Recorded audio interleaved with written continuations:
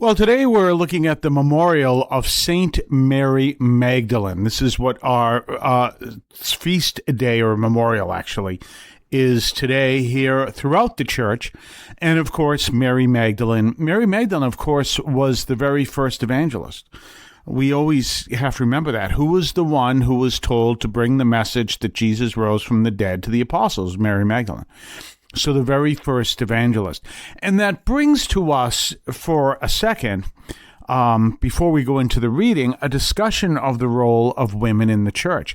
The whole idea that the role of women in the church is to be silent and to obey the men. And what was it? There was this priest out there. I think he's been spoken to and told to back off, but I personally don't think they've called him to back off enough because he's still out there.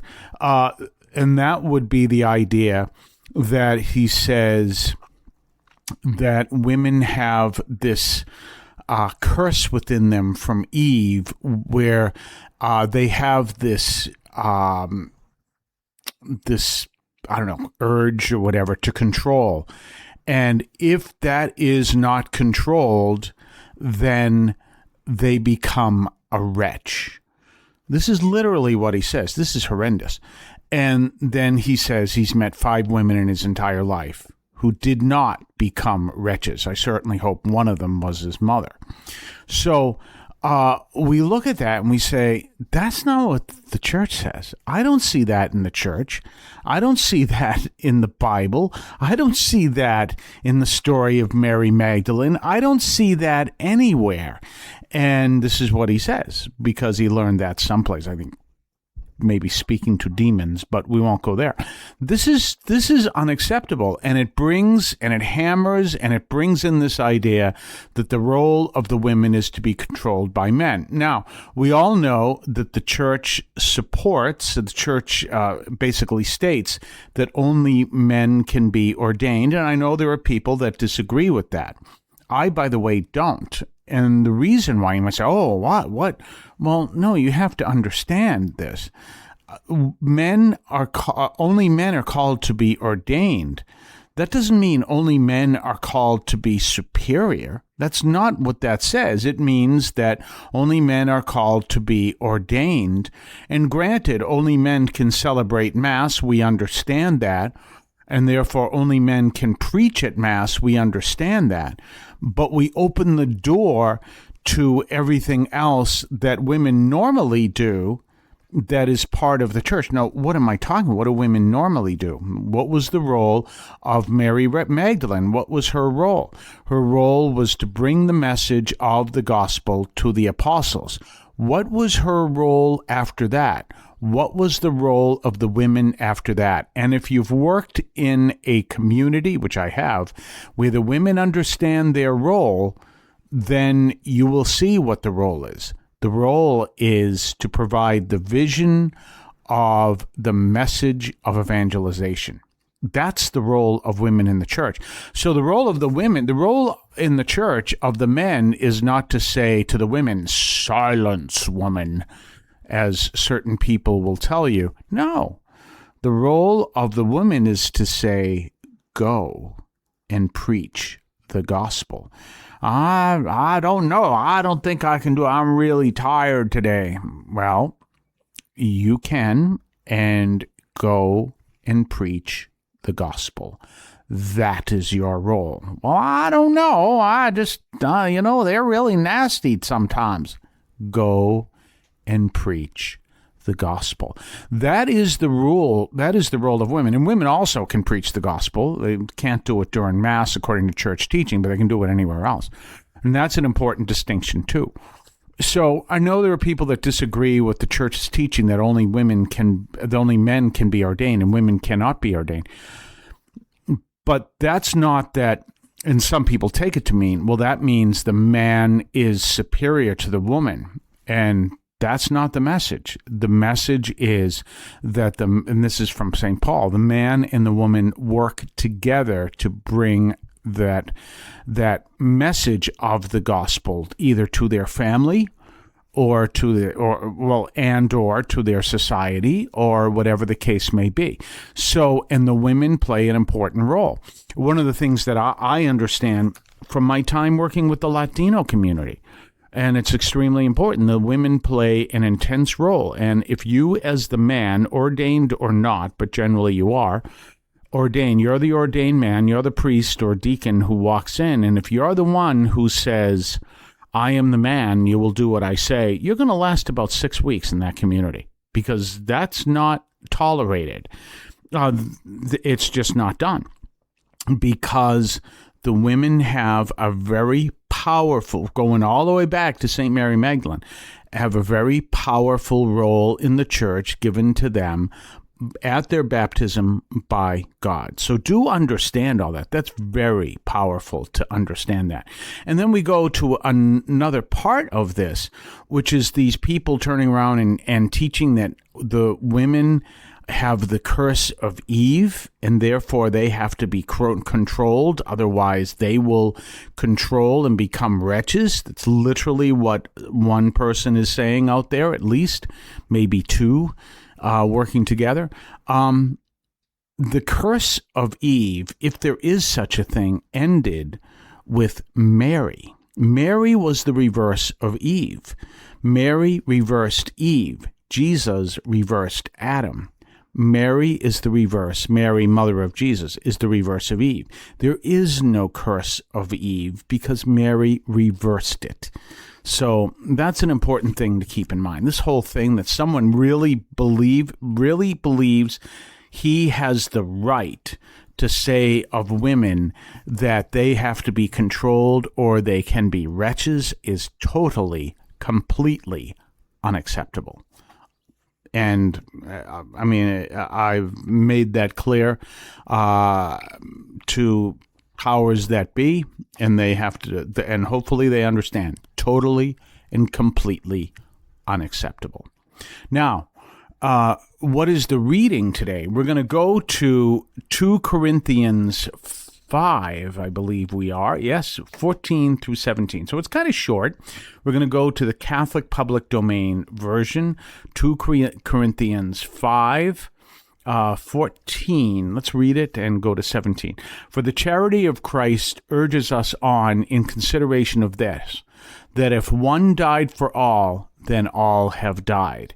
And Christ died for all, so that even those who live might now not live for themselves, but for him who died for them and who rose again. We're going to come back to that. And so from now on, we know no one according to the flesh. And though we have known Christ according to the flesh, yet now we know him in this way no longer. So, if anyone is a new creature in Christ, what is old has passed away. Behold, all things have been made new. Now, what does all that mean? Well, let's go back to when I said we're going to go back to this. So that even those who might live not now live for themselves, but for him who died for them and who rose again. Our role is to serve Christ. It's not to serve ourselves. You have a choice. Serve yourself or serve Christ. That's literally it. It's not even serve the devil and serve Christ, because the devil is going to convince you that you're serving yourself ultimately. No, you serve yourself or you serve Christ, and our role is to serve Christ. So we are dead to those things that lead us to glorify ourselves, and we offer ourselves totally over to Christ and glorify his name as he glorifies us.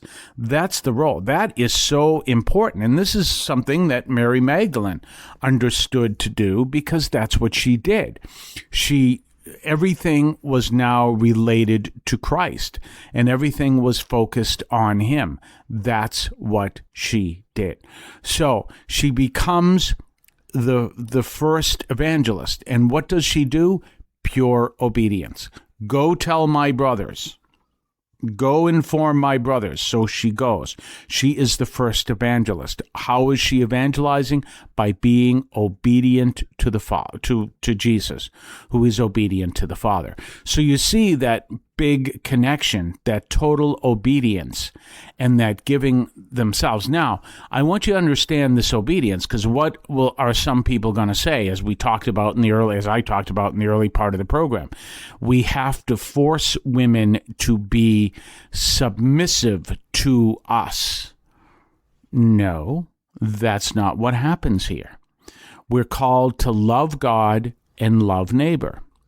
And therefore, our role is not to force anyone to be submissive to us.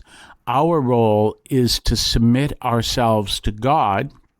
The role of women is to submit themselves to God, and we work together in service to Christ. It brings up something that I've done in parishes. I'd love to do it as a hospital chaplain, but it's not practical because you're dealing with employment law and labor law and all the other stuff.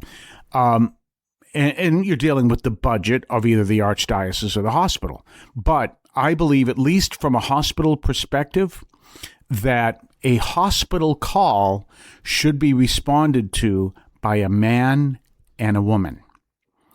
Not just a man, not just the priest, a priest and a woman, maybe a sister or a nun. There's a slight difference between them. Or maybe one great situation I had, a nurse who was part of the parish. There's all kinds of options there. We'll talk about that on the other side of the break. You're listening to the Catholic Audio Media Podcast. Have you ever wanted to read the Bible but didn't know which readings to check out? Well, how about looking at the Church's daily readings? You can find them at the website of the United States Conference of Catholic Bishops. Just go to bible.usccb.org and click on the date that pops up on that page. There are other options on that page as well. That is bible.usccb.org, and click on the date and you will see the daily readings for your own prayer and study of the Bible. This is a prayerful tip from St. Anthony Parish in Allston, Massachusetts. Don't forget to subscribe to us on Patreon. Patreon.com/Catholic Audio Media. Patreon.com/Catholic Audio Media. Check us out. Check what we have to offer. Previews of upcoming podcasts. Previews of upcoming columns over at catholicaudiomedia.substack.com. Your ability to comment, make suggestions, even make suggestions in upcoming programs. Check us out. Patreon.com, Catholic Audio Media. We're back. So one of the things, I was actually with my parish nurse at the time. I'm no longer in that parish nurse, a woman by the name of Barbara Logan. Wonderful to work with her. She's now the parish nurse still at the parish. I'm no longer there. I'm obviously moved on to 3 parishes since then, and now I'm a hospital chaplain. And that's all connected. Just so you know, I left where I was. That was Quincy, Massachusetts. And I went to Lowell, Massachusetts, and I was there for about 2 years. What had happened, I was there as parochial vicar, and then there was a pastor there, and he got moved to another parish. So while I am there, I became the administrator for a while, and then I speak Portuguese, and they needed someone to cover a parish in Portuguese. So they moved me down to St. Anthony's in Allston, which I absolutely adored. All these parishes are good. And it was a great experience. But then when you're a pastor, you have to deal with a lot of administration stuff. And as one former pastor spoke to me the other day, he said, I came into the priesthood to minister people. I didn't come to be a CEO. And, you're dealing with all these rules and everything. And I'm like, I'm done. I'm done with all that. So they asked if someone might like a break from parish ministry and may want to work in hospital ministry. And I said, sure, I would absolutely love that. So now I'm working hospital ministry, and I'm working 2 hospitals. Well, what I did in the parish, though, as I described before the break, was, and I learned this from the Latino community. What would happen is there was a nun there. She was part of the Hermanas Misioneras del Corazón de Jesús, which is an religious order based in Santo Domingo, but they have members of the order here in Chelsea, Massachusetts, and Newark, New Jersey, and maybe other places. And what we worked out is if I got an emergency call with the Latino community, I would call the convent, and the two of us would go up to the hospital. Now, in some situations, say, well, a priest and a nun shouldn't be in the same car. There are some rules about that. So that wasn't a problem. We met up at the hospital and we ministered together. And then I did it again when I was at the Cathedral of the Holy Cross. And I did it together again when I was in Quincy. It is an outstanding job. Why? Because the priest and the sister who are coming together. Do you understand? And they minister as man and woman. Woman has one way of dealing with things. Man has another way of dealing with things. And when you're on an emergency call, which I've done, and you're in a parish, not as a hospital chaplain, but you're in a parish and you're on an emergency call and you go alone and you are the guy. Well, what do guys do? They fix things. So you walk in, okay, I'll give you the anointing, have yourself a good day, goodbye. And it can literally become like that. Okay, you wanted the anointing, I'll give you the anointing, we'll pray for that. When you have a woman with you, now she takes care of much of the pastoral aspect that is there, and the man takes care of much of the sacramental aspect. When I had a nurse with me, which I had in Quincy, she takes care of not only of the medical aspect, and I take care of the sacramental aspect. So we would walk in to do a communion call, and she would ask, how's your medication? Do you need refills? Have you talked to your doctor? How's everything? And she would take care of all that. And then I would take care of, let's do communion. You have any questions? And then together we would do the communion service in the house. It was powerful. And it's man and woman working together. That's literally, I think, the way we're supposed to be. And I learned that from the Latino community. I got a kick out of when I've been working with the Latino community since 1996. And even before that, in the seminary, I did a summer down in Ecuador. So I work with the Latino community for years. Well, I know how the women have a very powerful role in the church. Part of the reason is because there aren't a lot of priests. So the lay people have a powerful role. And that's where I learned my experience of working with women and working with the laity. So one of the things that would happen is I would be giving a talk about, we'll say, ministry in the city. And I'd be speaking to a suburban American congregation, and they would be a group of teenagers. And of course, they're filled with some of the American concepts. Well, one of the things that happens in the American concepts is they are filled with the American concept of equality of women. So women should be ordained in that mindset. And so they would say, why can't women be ordained? And I would say, let me guess, just for a second. You must be from, am I guessing this right? Are you from the United States? Yeah, of course you're from the United States. I'm in suburban Boston talking to teenagers from that area. But why would I do that? Because the role of women is very different outside of the Western world. Extremely different. And they play a very powerful role in exactly what I talked about. They are the visionaries. One of the examples I've given about the role of women in the church is if you watch, which no one does that much anymore, but if you watch a nightly news broadcast. Now, let's go back a few years just to give you a better example. Let's go back to Peter Jennings. Now we're talking the 90s and the aughts. Okay, Peter Jennings for ABC. Now, Peter Jennings was the executive producer of ABC News. So he was technically the man in charge. And there he was. But when he is on that broadcast, he's sitting there, he's looking into the camera.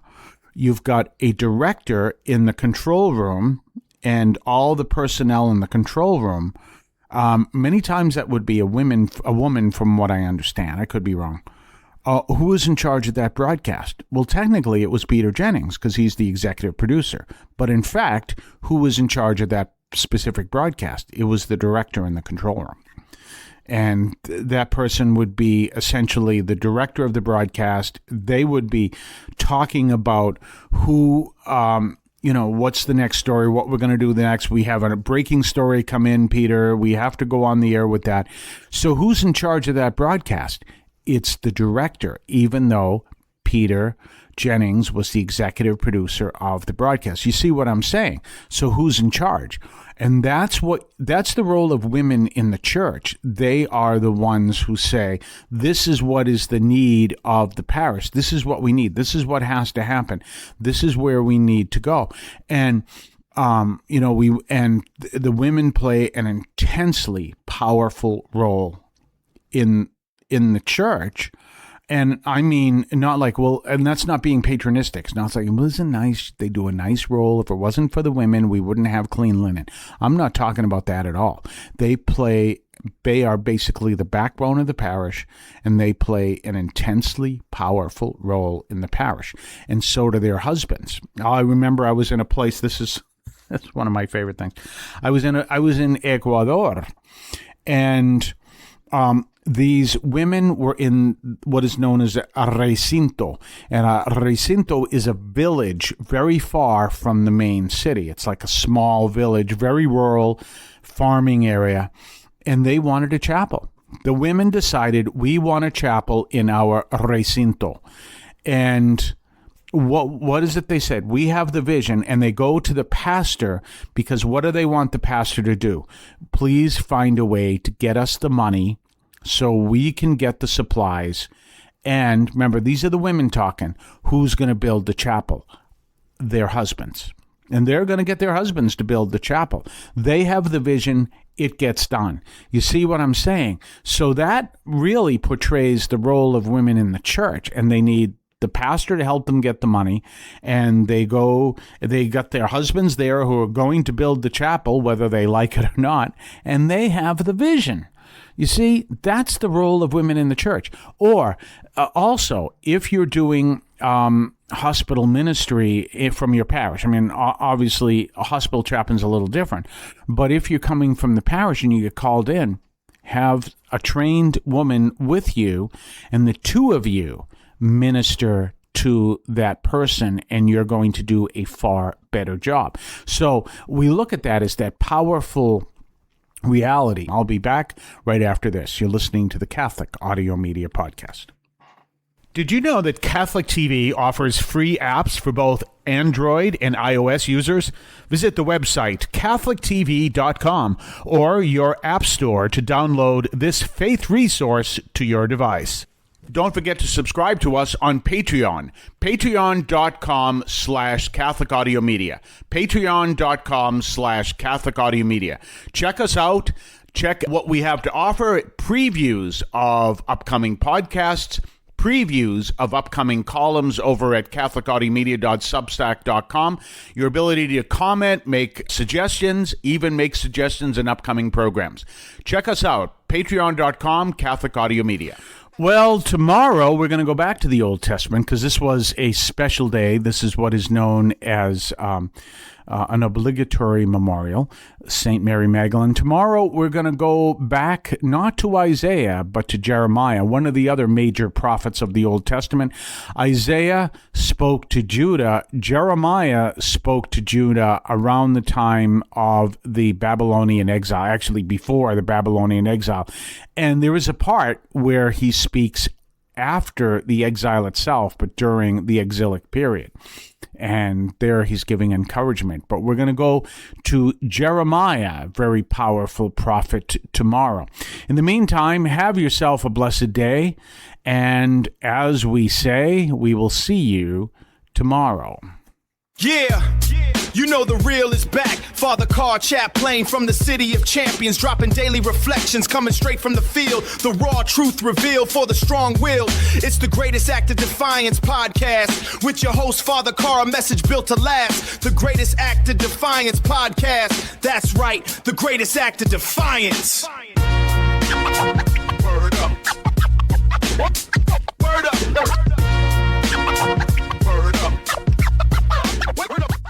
The Catholic teaching in this podcast is reflected and presented as accurately as possible. The opinions expressed are those of the participants and do not necessarily reflect those of the Archdiocese of Boston or any other institution.